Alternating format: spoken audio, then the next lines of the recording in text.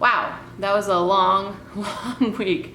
I started back in my PhD classes this week, also still recovering from surgery. I also battled with some bouts of insomnia last week, so that made exercising really difficult when you're running on very little sleep, like 2 or 3 hours a night for the first couple nights of the week, like Monday and Tuesday. It's also been the busiest time at my work. I also did have to drive to Sioux Falls last week for work on Tuesday. The drive from where I live in Minneapolis to Sioux Falls takes about 5 hours for me one way. And so there and back in one day was 10 hours on the road by myself. Not fun, but necessary, and it's my job. I love my job. So didn't have a problem with it. It just did take a lot of time, and it's kind of draining to have to do that. So just like work was really, really busy last week. My husband is also busy with some other stuff out of town this week, and so childcare for my long run was lacking. I usually like to go outside and get a nice long run in. That wasn't possible this week just because he wasn't here to watch the kids, and they're not really old enough to stay home alone by themselves. They are 7 and 9, so I mean they're like self-sufficient, my boys, but I definitely don't want to leave them home alone when I go and run for 2 hours. So I did not get outside for my long run this week. Just a crazy week. I was able to get quite a bit done this week. I was able to catch up on last week's run that I had missed. I did all my work, my speed work and my workouts from this week that were planned for my marathon training, got all of those done. I did a couple of strength training workouts. I did some cross training. I did get in my long run.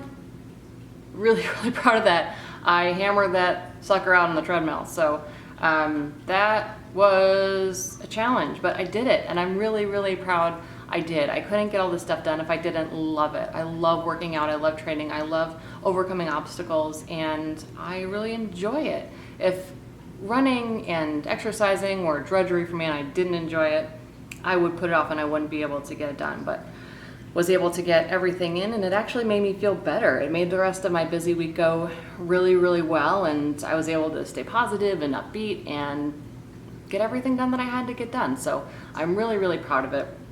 I also am really excited because I'm getting faster. I can tell that it's easier to go faster. All the speed work is finally paying off, and I am seeing some really good improvements so far. I have a few goals for the marathon that I'm working towards. Obviously, the first is to finish. Things come up where it might not be possible to finish. So I would like to say that that's a given, and I know I can finish it. It's, it's a long run. I'd like to say that no matter if I have to walk, crawl, whatever, I'll be able to cross that finish line, but I don't know.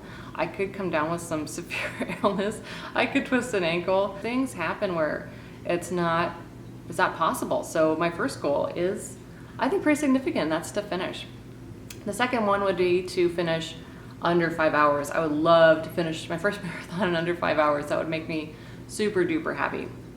My third and really, really far-fetched stretch goal is to finish in anywhere around 4 hours and 30 minutes. So give or take 5 minutes, that would be my stretch goal. If I were to finish in 4:32, I'm not going to beat myself up and say it's not under 4:30. To me, that would be making it.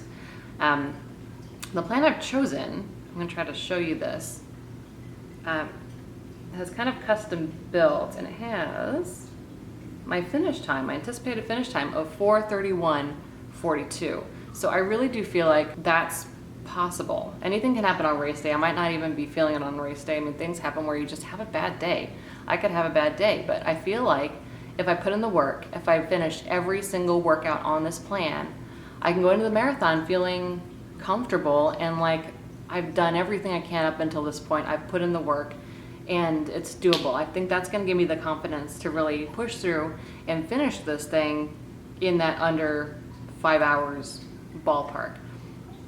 I think that if I were to skip, that chinks away at that confidence. And that confidence is what I'm really going to need on race, as well as obviously preparing my body physically through all of this speed work and long runs and tempo runs, etc. So that's my update for this week.